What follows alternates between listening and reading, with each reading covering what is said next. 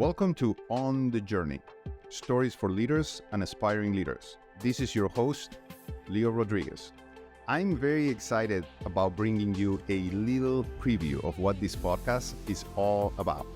Behind it, there is a very simple idea, and it is to give you an honest, inside view into the experiences of leaders who are in the trenches, that are executing and deploying high levels of leadership today, just like you and me.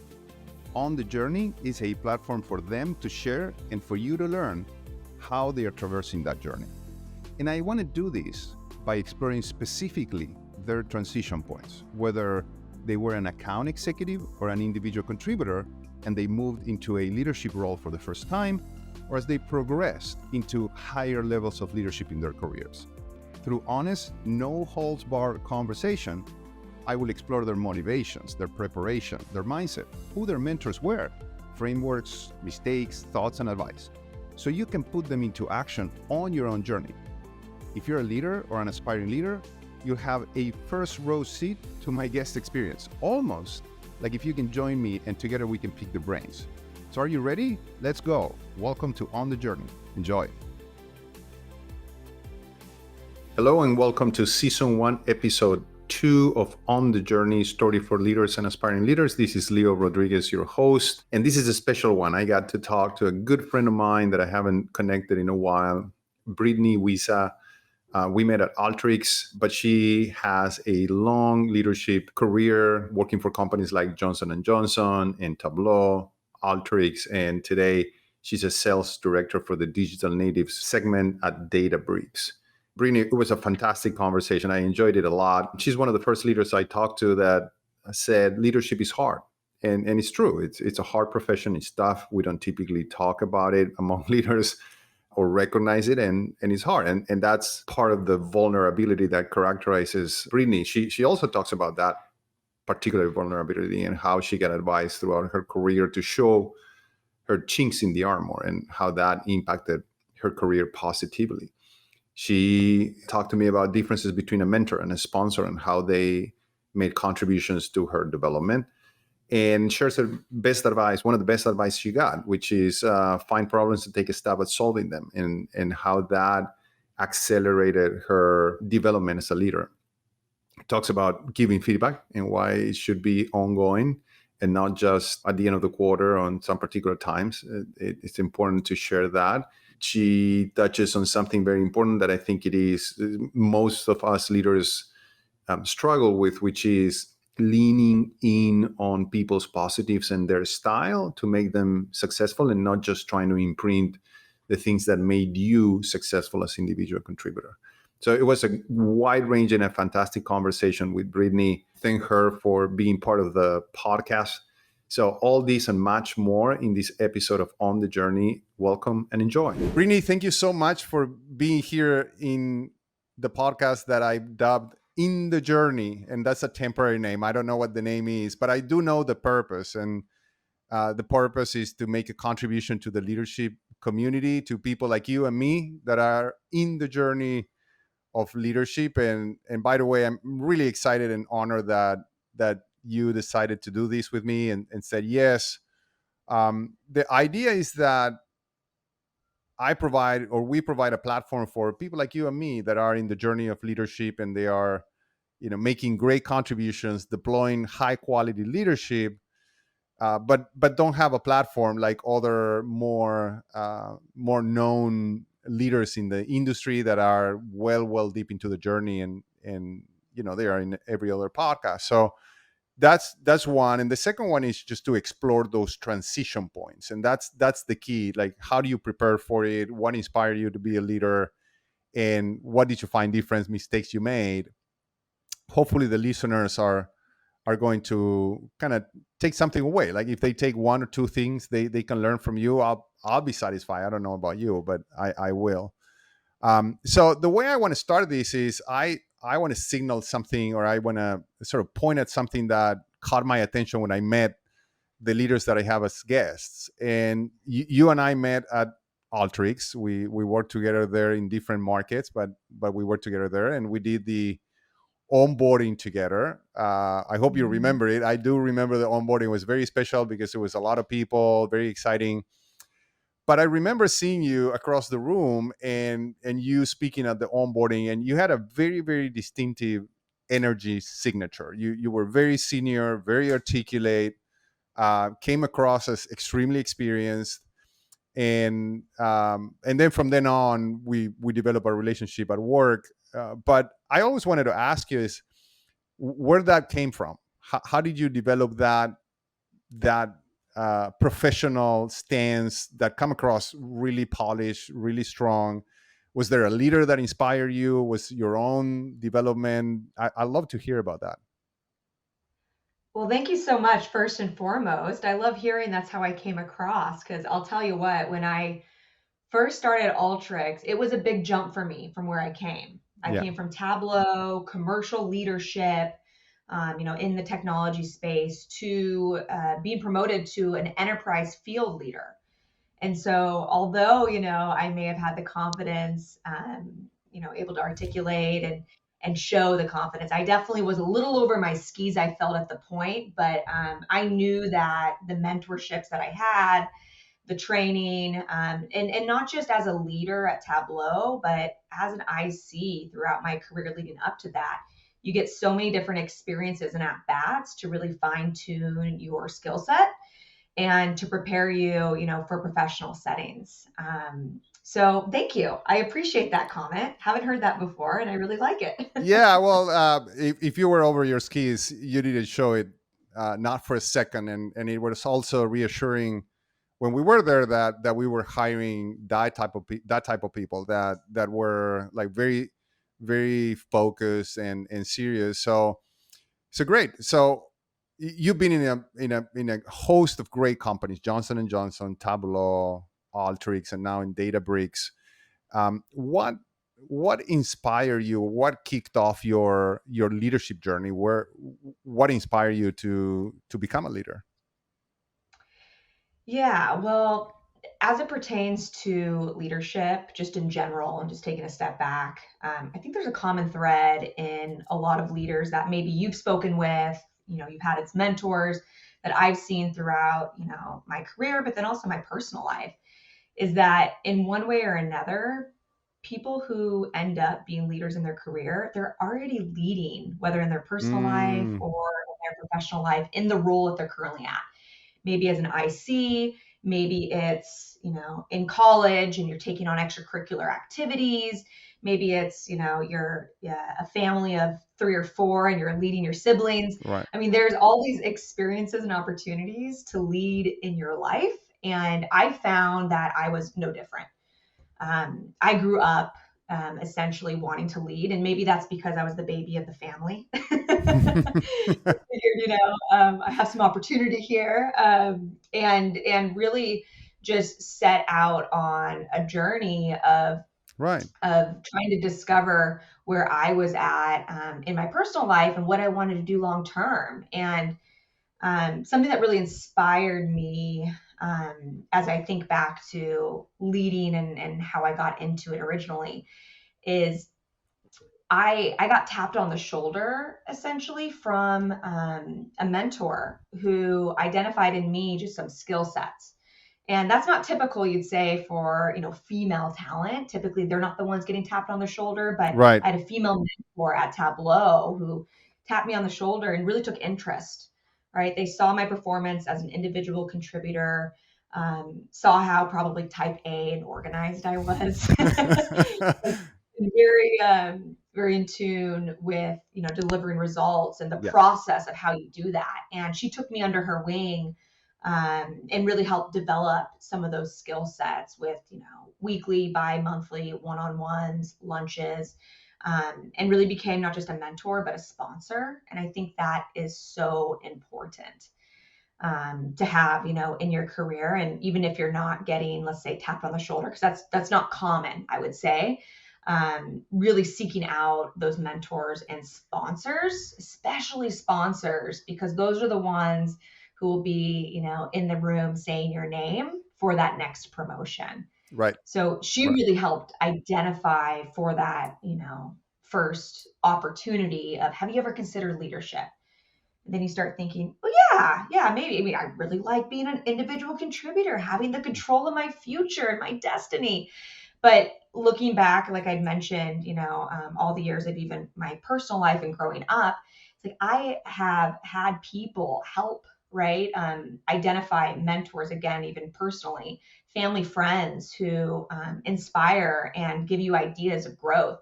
And so I really like that vision of a leader, of more so being like servant leadership Right. and being Right. in the same position to help others and inspire and become their best selves.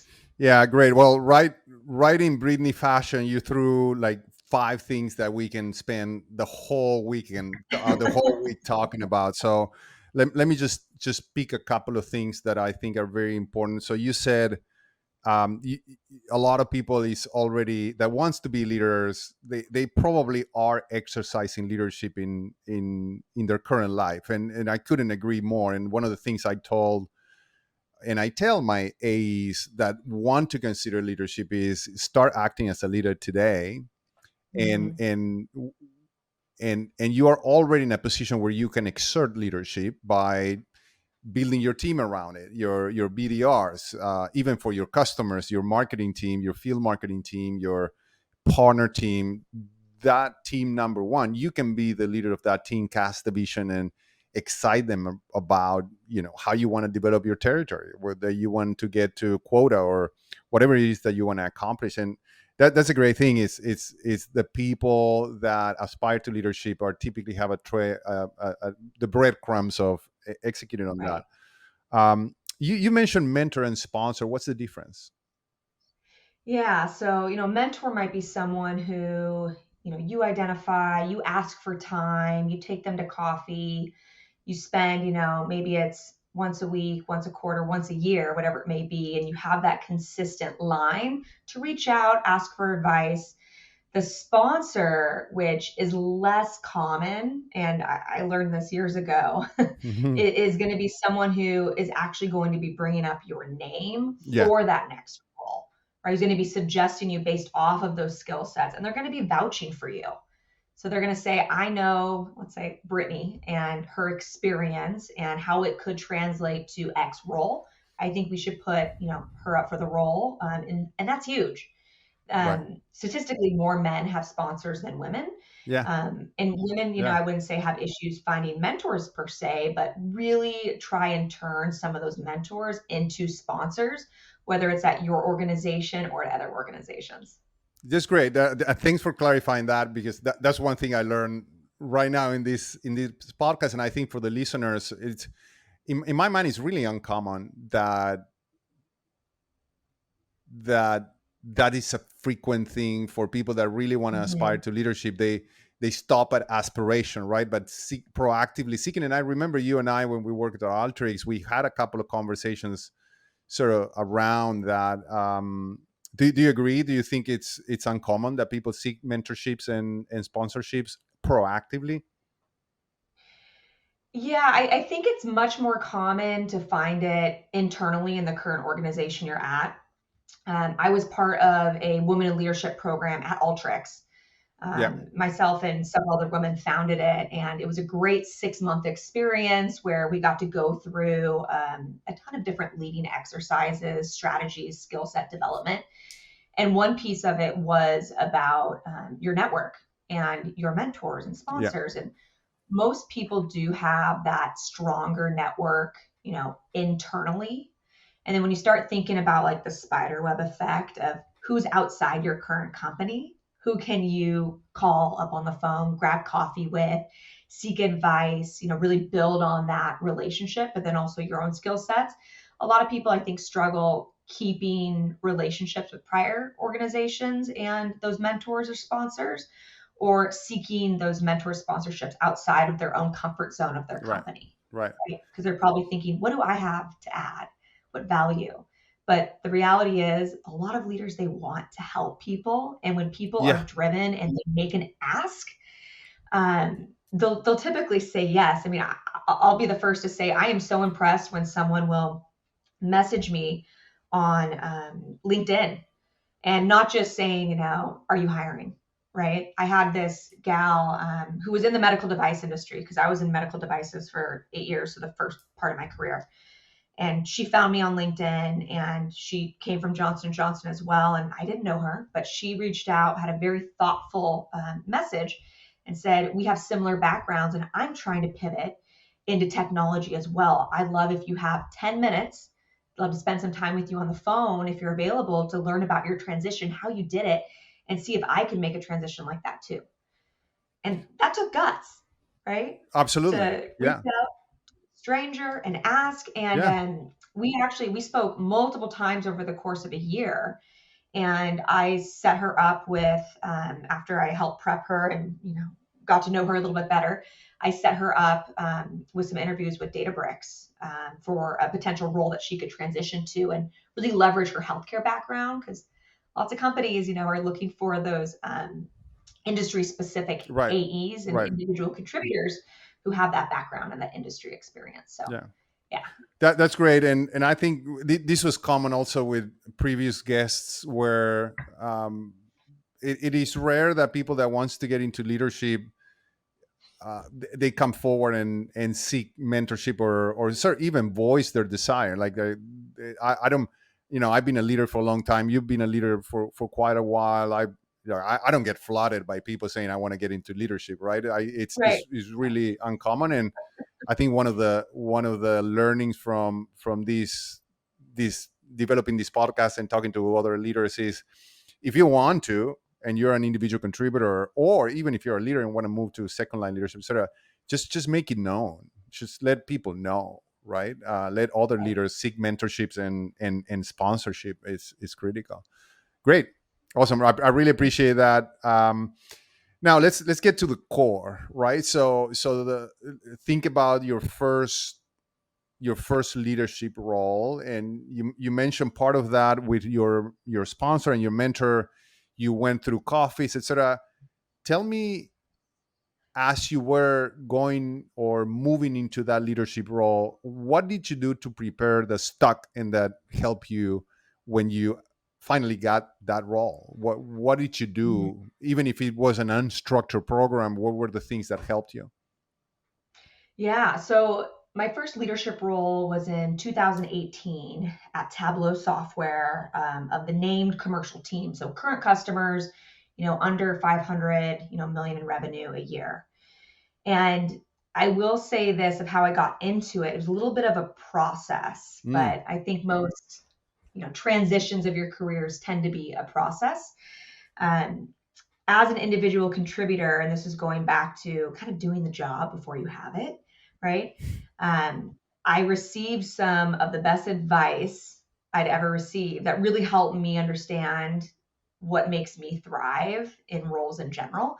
And one of the best pieces of advice I received was essentially find problems and run at them, right? So it's not just complain, because I'll tell you what, as whether as an IC or a leader, you're going to hear a lot of noise in organizations, no matter Yeah. where you're at, about complaining about the process or the comp plan or, our partner strategy. And the ones who rise to the top and really stand out are the ones who are saying, this is an issue. This is why I have a potential solution that I think will work better. And I love that advice. So it really set the tone for me in my own career as an individual contributor of, I'm a builder at heart. I love problem solving. And in 2018, I think it was earlier in the year, we had a vacancy of a leader on the East Coast. As an individual contributor, I was an enterprise healthcare rep at Tableau who had an East Coast territory. So even though I was in Seattle, I was working, Yeah. the crazy hours of 6 to Yeah. 3. Yeah. And, it was great to get off early. I'm a morning person, so it worked out.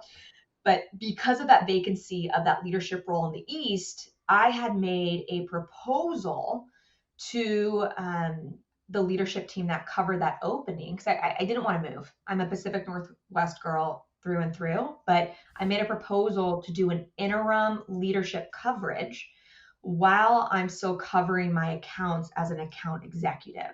because I'm already flying to the East Coast often Yeah. to visit my customers, I can make a stop in DC and help out that office as well. Um, Pretty pioneer to what it is today, where we work in a complete remote environment, right? And yeah, you probably had so some resistance then. Yeah. Yeah. Cool. exactly. So I got the green light. They're like, okay, well, we don't necessarily have to pay you more, give you a change of Very title, and we're convenient. going to get Yeah. the benefit.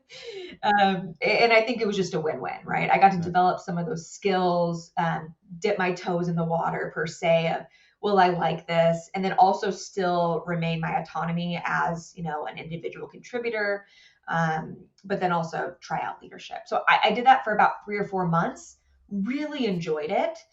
And then around the time the 3 or 4 months or so happened, there was an opening in the Pacific Northwest due to a promotion.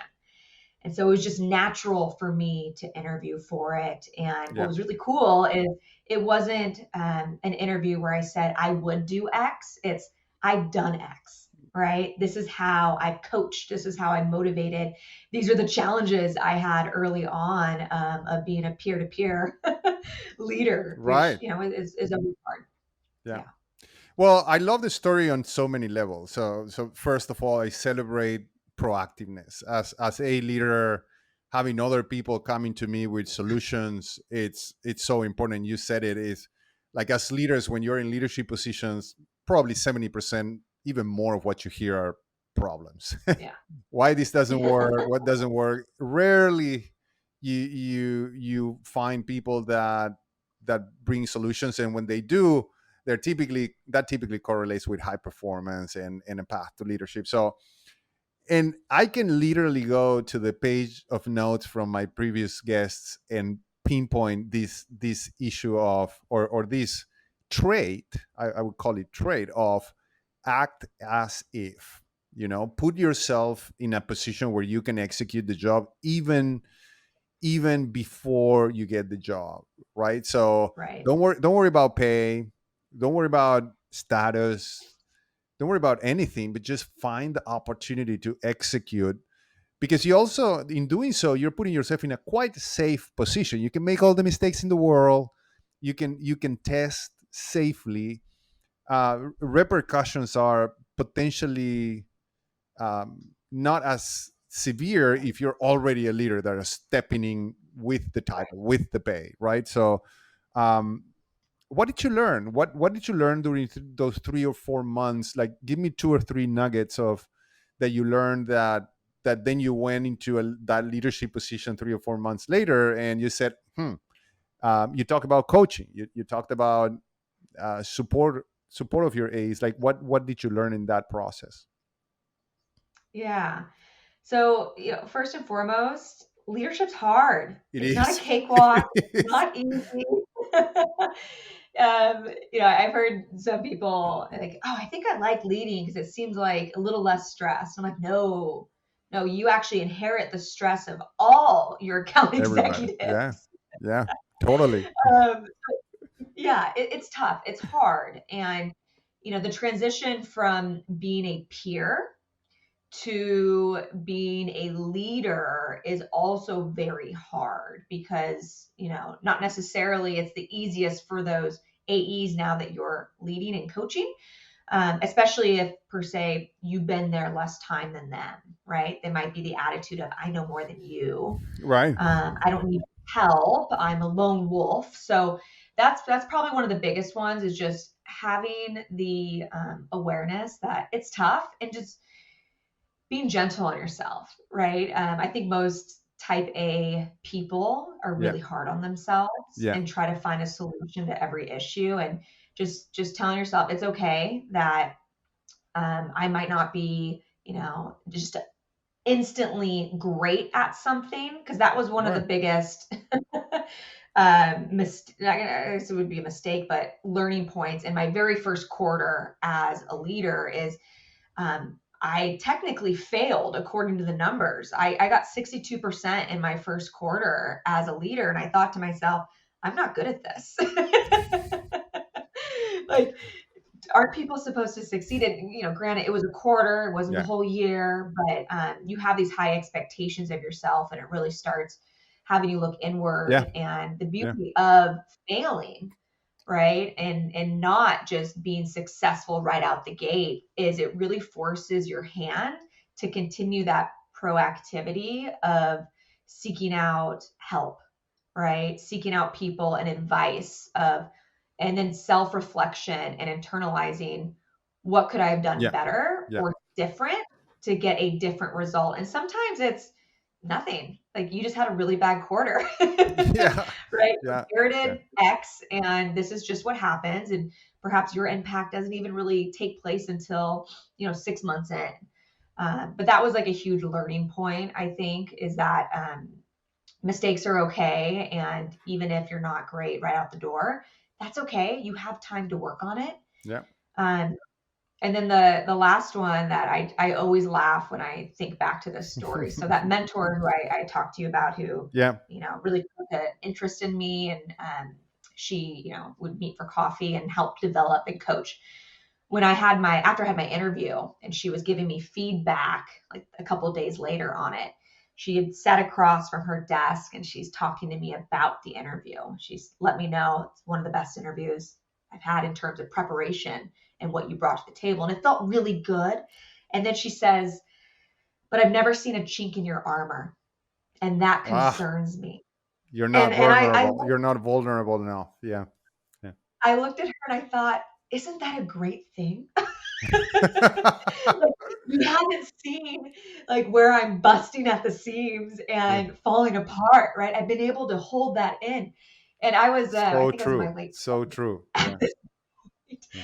And she laughed and she's like, no, Brittany, that's not a good thing. And let's talk about why. And that, we're so familiar now with vulnerability, Brene Brown, and Yeah. the importance of vulnerability in leadership, and really Yeah. attracting um, people to your leadership style, and motivating and growing and just being your authentic self and showing up. Yeah. And I'll say what, my leader and that mentor through Tableau, they definitely saw a vulnerable Brittany after my first year in leadership, because Yeah. my first team broke me down. They Yeah. really did. And it's a good thing. So and it's funny that you mentioned the lack of vulnerability in that first stint is, or that interview, because typically, you see men struggling with being vulnerable. I struggle all Right. the time, right? I try to be there for my team, for my leaders, for my reps, and you try to instill confidence. It is very hard for us to say, well, I don't know, I was blindsided by this, or just having a bad day, right? And I remember Yeah. so many leaders coming up that said, well, you're not supposed to show emotion and kind of break down in front of your team.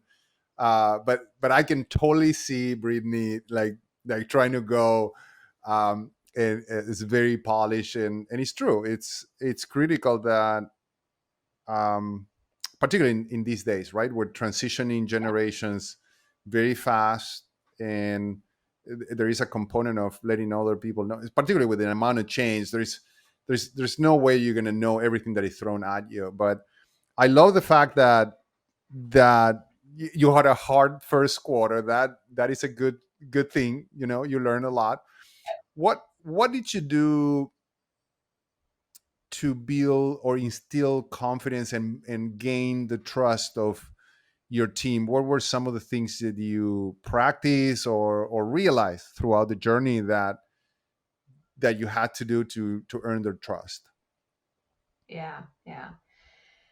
Well, I think going back to the authenticity, vulnerability piece Yeah. is still really critical, and just being really open and honest and saying, I don't know everything.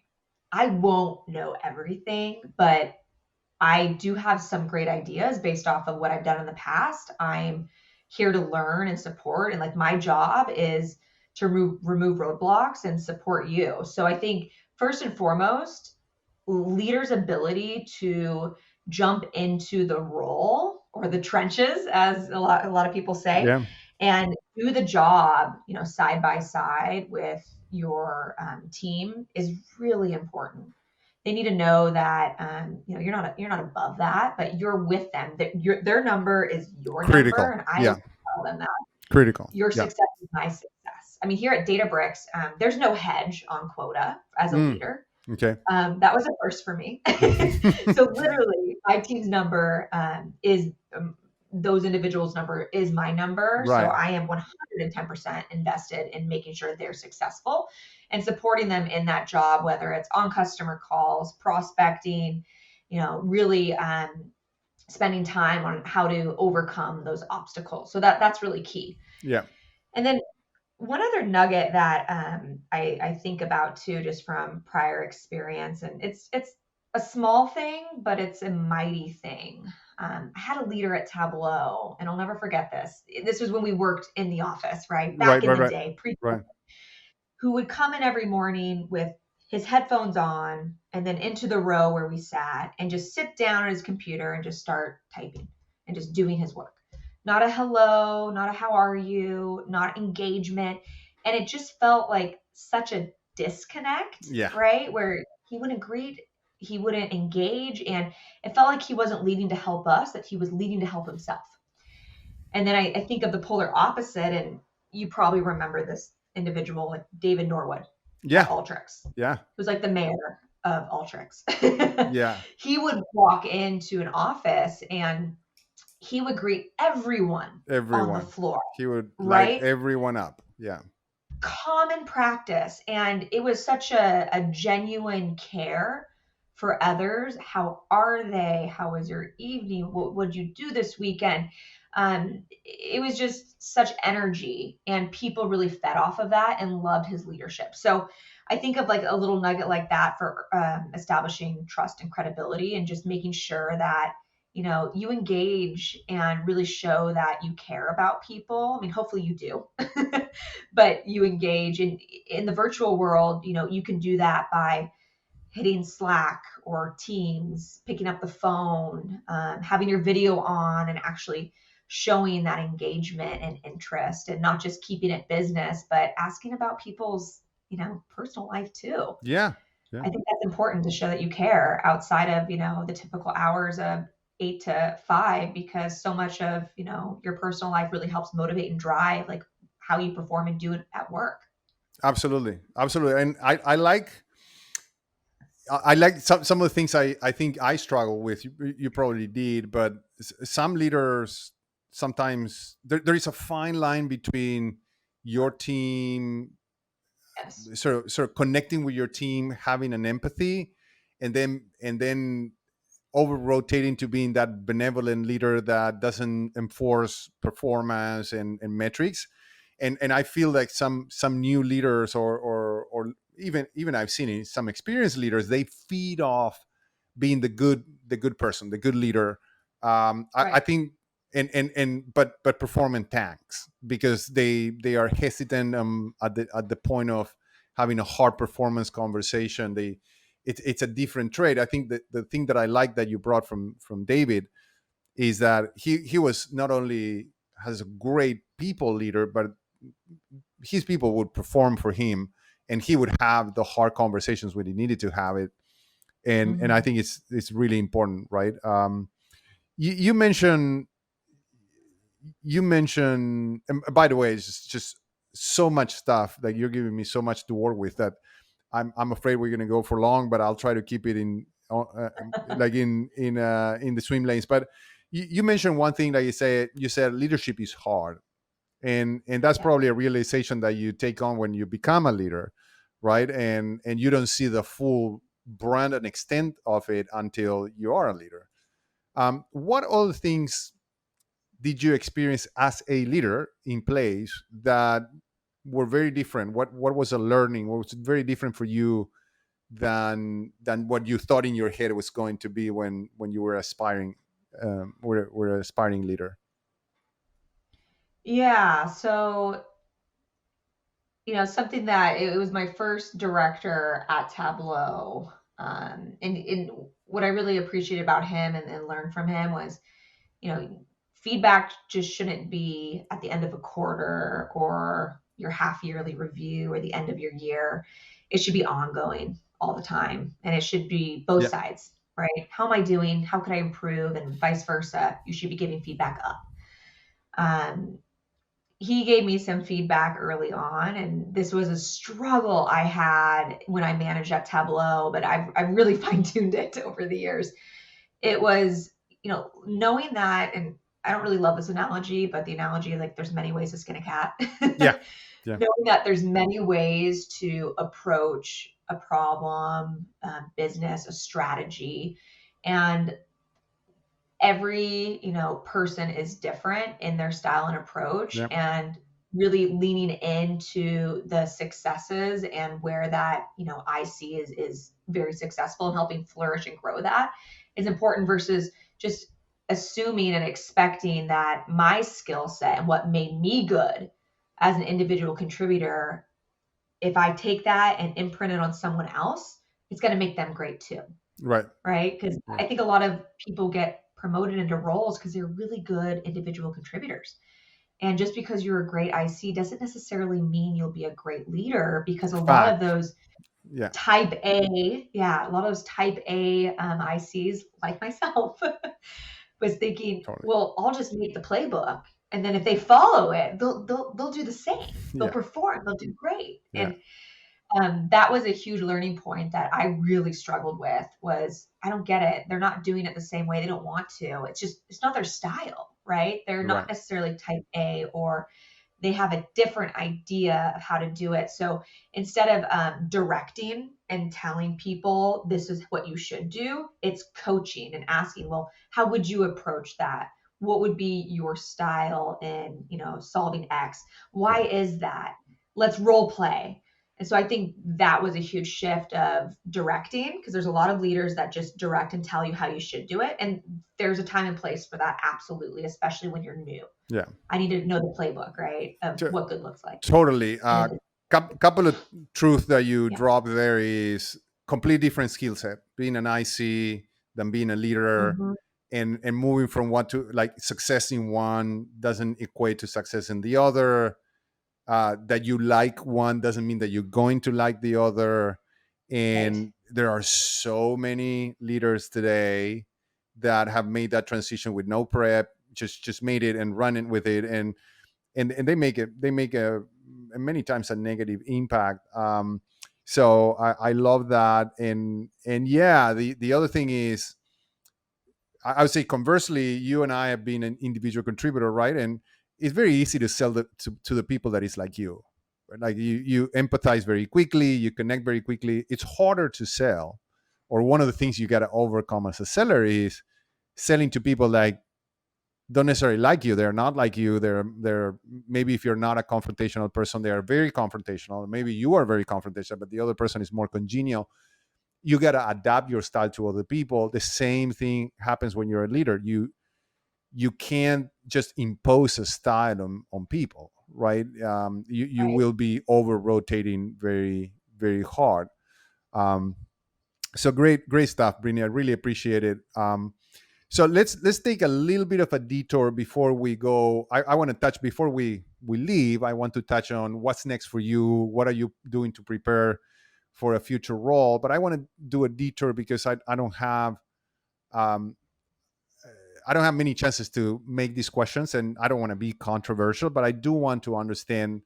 You're a leader, you're a female, and you mentioned earlier on not a lot of females have mentorship and sponsorship. What are some of the things that you had to overcome, or you found in a predominantly male environment, which is software sales, that you had to overcome? And what would you suggest as give us as advice to other females that want to become leaders? Yeah. So there's so much content out there now. With organizations, I think leaning into diversity, equity, and inclusion, DEI initiatives, and there's a lot of companies who have done it very well, like Salesforce, for example. Um, I think looking back at my career, I had some great opportunities, some great mentors that I really helped like flourish those relationships. But what really helped um, is having those sponsors again Yeah. who are going to speak up in the room about, I know someone who might not necessarily have black and white experience of all hitting all like the boxes of what you want for this role, but I have someone who does have the foundation, Right. the skill set, and the growth. And that was my transition from Tableau to Alteryx, which was a big jump, right? From commercial sales to enterprise field sales. I had a sponsor who believed in me, who I nurtured that sponsorship mentorship for years. And I got a call essentially saying, hey, there's an opportunity. I don't know if you're interested in it, but I'd like you to explore it. And I threw your name in the hat, right? So I'm telling the story because I end up accepting this role and I get to this role and I start. And I knew there was a challenge, with the diversity at this organization at Right. Alteryx because Right. it was lower, and I was told like, and we're working on improving this for our organization for the right thing to do.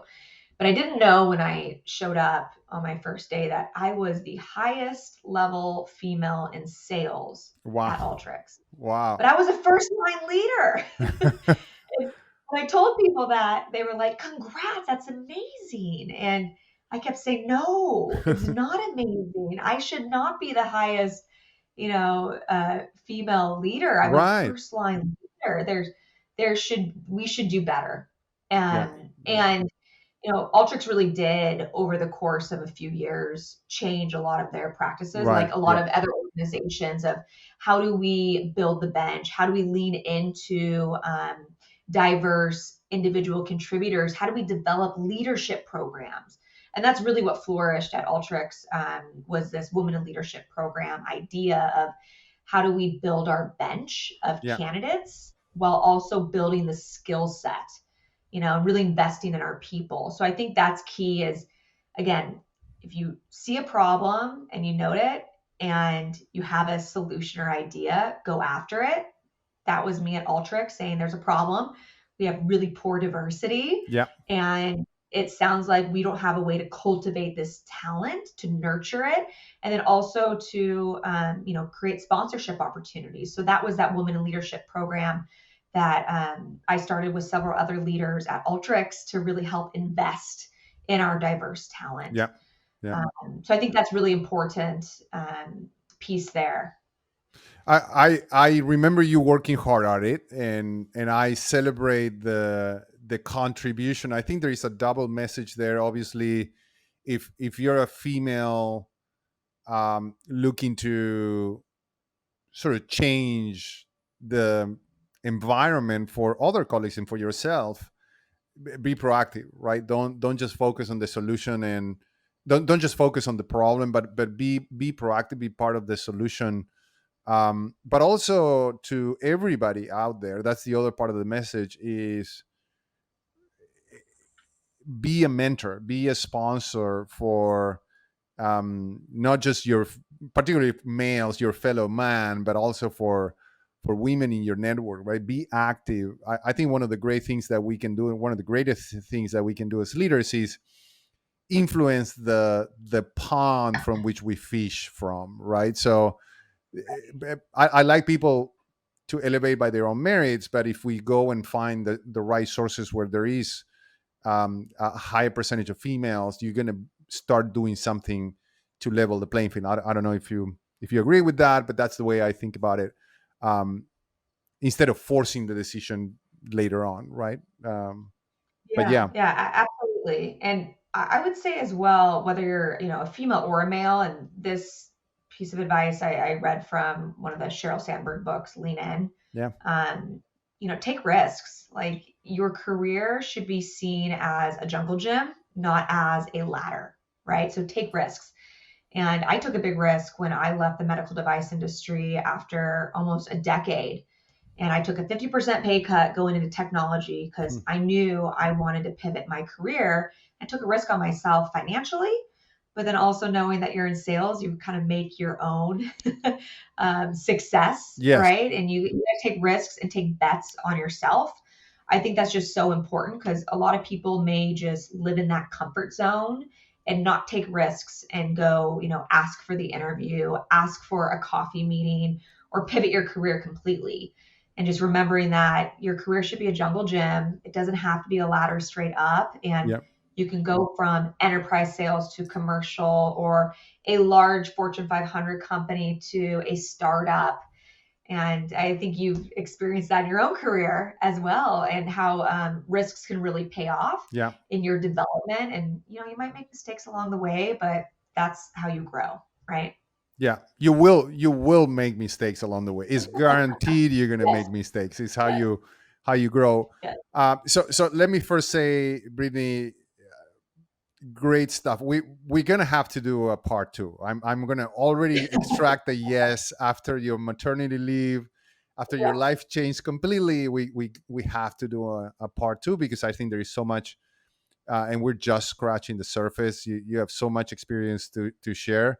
Um, can I ask a couple more questions just to start Yeah. landing? And so what's next for you, and what are you doing to prepare for that? What's next? Is there a second line leadership role that you're aspiring to, and if so, what are you doing to improve yourself or prepare yourself for it? Yes. So I definitely see myself being a leader of leaders. Hmm. It's just a matter of when and where. I always have found myself, and this is just, I think, the type A personality, and I'm such a planner. Like, you should see my calendar. I feel like I've planned things for the next year, whether it's like with work and projects or personal life. And I think there's a lot to say about just being present in the moment and fine tuning your craft and your skill set and getting really good at, your first line leadership responsibilities, selling as a leader and helping coach, your reps. So I've been at Databricks for 1 year, and Databricks has seen extensive, explosive growth. And I don't think they're slowing down. I definitely don't. So I definitely see opportunities, in the future to move into a second line leader role and further develop myself even as a first line leader as time goes by. So I'm excited what the future brings, but I'm not, so hung up on the when. I'm more Right. hung up on my why and my development and role today. Well, if you were a stock, I would be buying right now heavily because I know you're gonna be in that leadership role sooner or later.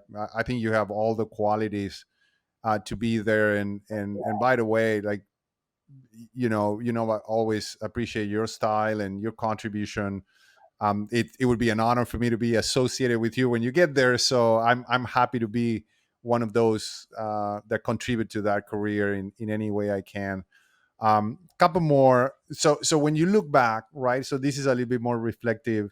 When you look back in your early life, that those seminal years when you're a youngster, um, formative years, what comes to mind as something impactful in your early years that you carry through and you apply in your leadership today? Yeah. So I love that question, Leo. I think it's so important because so much of who we are today was, helped shape and develop like when we were young. Um, and I would say, my childhood, I wouldn't say was very different than most, hardworking, blue collar parents, paycheck to paycheck, divorced when I was 10. There's, all these hardships and challenges. But there's also like a lot of really great things Hmm. about it as well. Everyone in my family, my brothers, my mom and my dad, entrepreneurs, they all own their own business, which I Right. think really, although I don't own my own business, being in sales, you act like it is your own Yeah. business Yeah. and you're Yeah. driving your performance and your numbers, etc. Um, but one thing that really resonates with me, and in sales, we like to story tell. It just tends to get the story across a little bit better, the point across. Um, a TED talk that I stumbled across years ago when I worked at Johnson and Johnson was from Regina Hartley. why the best hire might not have the perfect resume. Right. And she's an HR professional, and she spoke about two groups of resumes that came across her desk for a position. And one was just this perfectly, positioned resume of experience from an Ivy League college, the best internships, and said all the right things. And the other resume was very jumbled. You could tell like they went to community college, they struggled here and there. They had all these random jobs. But at the end of the day, both were technically qualified because they got to the same place, just a little bit different path of how to get there. And she coined these two types of people, and these aren't my words, the silver spooners and the scrappers, Wow. right? And I loved watching this TED Talk, and I rewatched it so many times since because I think it just really resonates. And it's really a story about grit Right. and resilience and how setbacks actually encourage growth. And, growing up, there were a lot of setbacks, there were a lot of challenges, paycheck to paycheck, a struggling family. I was the first in my family to actually go to college, Oh, wow. right? I Yeah. didn't have that mentorship per se to see that this was a normal path. And so I kind of took a different path, or the scrappy way, to really find my way in life and what I wanted to do. And I think that is hugely due to like the success I have today because of the challenges that I had growing up. And so I think it's important that, whatever challenges that you face, that you reframe it Yeah. as, I think she used the word like, um, post, you'll have to edit this out. I can't remember the phrase, but it was um, like PD, but it was essentially growth. Yeah. We'll find And it. really No look at your, worries. We'll find it. I use it in the podcast notes, but I think the point comes across perfectly. Yeah.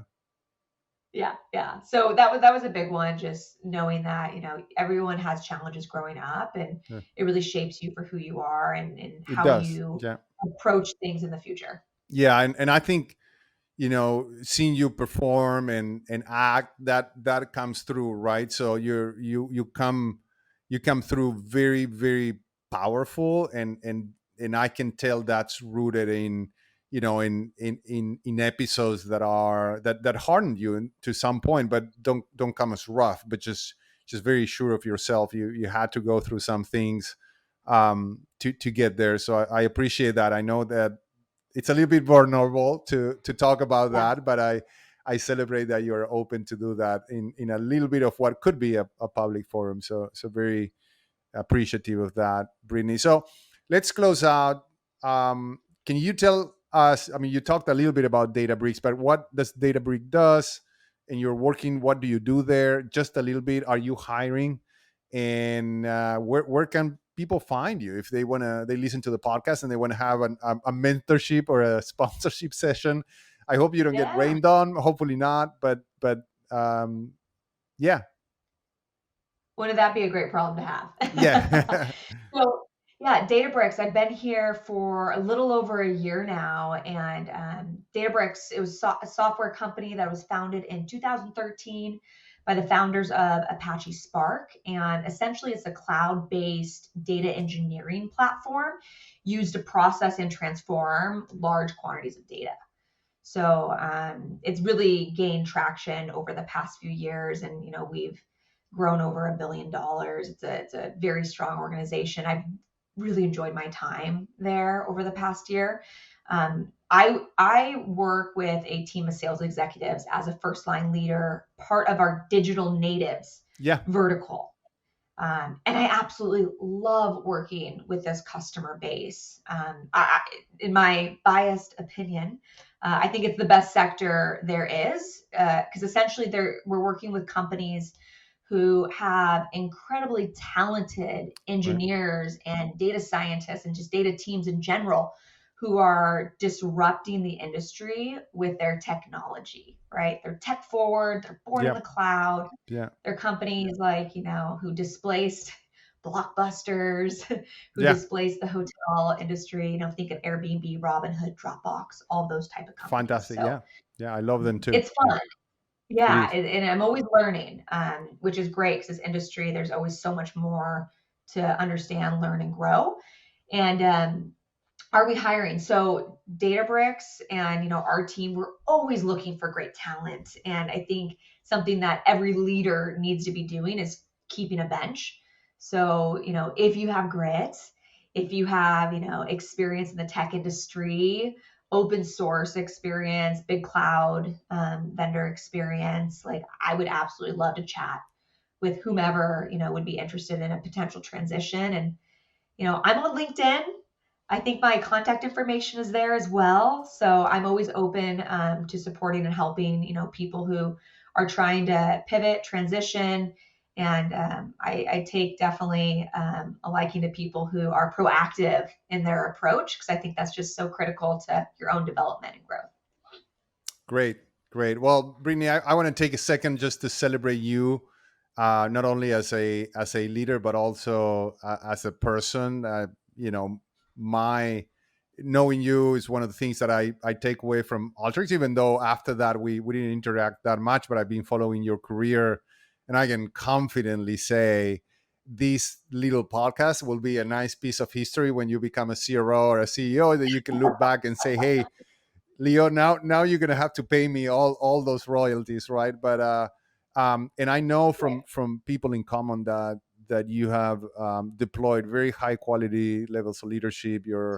Uh, you leave behind a group of people, and you lead today a group of people you make a tremendous impact on. So congratulations on that, and feel very honored and happy that you are in this podcast. And I hope to have a chapter two.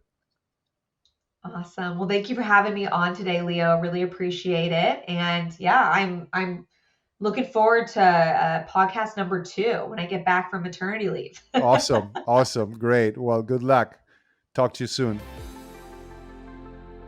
Hey, thanks for listening.